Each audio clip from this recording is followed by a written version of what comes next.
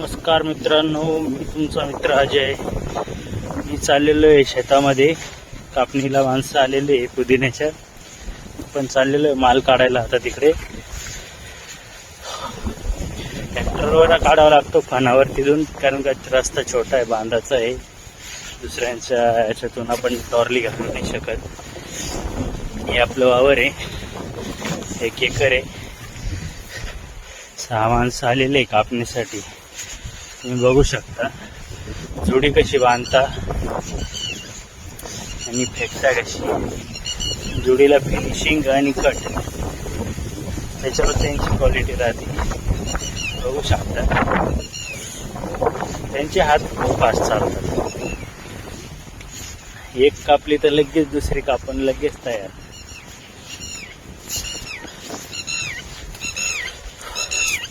एका गोणीमध्ये 100 जोड्या टाकल्या जातात.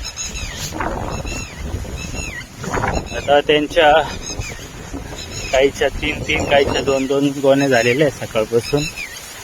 संध्याकाळपर्यंत 60-70 गोण्या तरी कापतील ते. आपला माल अहमदाबादला पाठवलेला आहे मित्रांनो. आता हा कापणी झालेला माल आहे. आपण 50 गोणे दिलेले आहे आपल्या गावातून. सगळ्या किरकोळ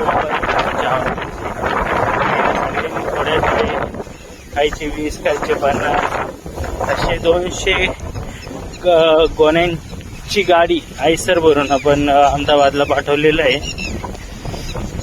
आता आपले 25 डाग गेलेले आहे. 25 अजून कापून हे यांच्याकडून घेऊन ते टाकायचे त्या गाडीत.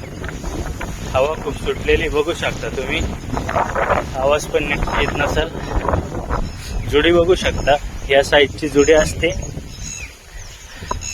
आणि भरण्याची टेक्निक बघू शकता त्यांची कशी असते. गोणी पूर्ण फोल्ड करून घेत्या मित्रांनो ते.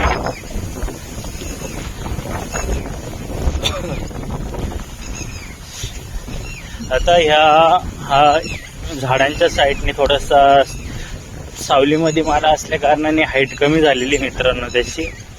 त्याच्यामुळे तो माल बुटका आहे. पण त्या बाजूला ह्या निळ्या शर्टवालीपासून तिकडे सगळं हाईट माल आहे.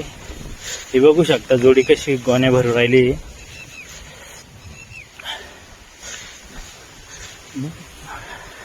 कट केलेली साईड ही बाहेरच्या साईडने टाकली जाते आणि माल हा आतमध्ये ठेवलेला. त्याच्यामुळे पत्ती खराब होत नाही. आणि मुळ्या बाहेर असल्या कारणाने काडी त्याला पाणी मारल्यानंतर फ्रेशनेस पण तयार होतो. आणि हे मार्केटपर्यंत 2 टाइम पाणी मारल्यामुळे माल एकदम क्वालिटीदार असतो मित्रांनो. आता हिची दुसरी गोणी चालू आहे. ती आता पूर्ण केल्यानंतर ती गोणी भरायला चालू करा. बघू शकता त्याच्यात कचरा वगैरे म्हणजे गवत असलेलं ते गवत सगळं काढून घेणार ती. म्हणजे जोडी ही क्वालिटीदार दिसेल. कचरा नसल्या कारणाने मार्केटमध्ये पण चांगली विकेल.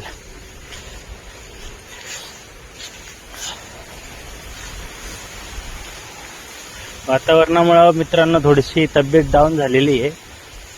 सर्दी खोकला.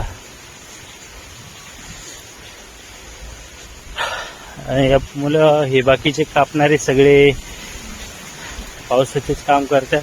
जुडी बघू शकता तुम्ही. आता हे गोण्या भरून आपण फणावर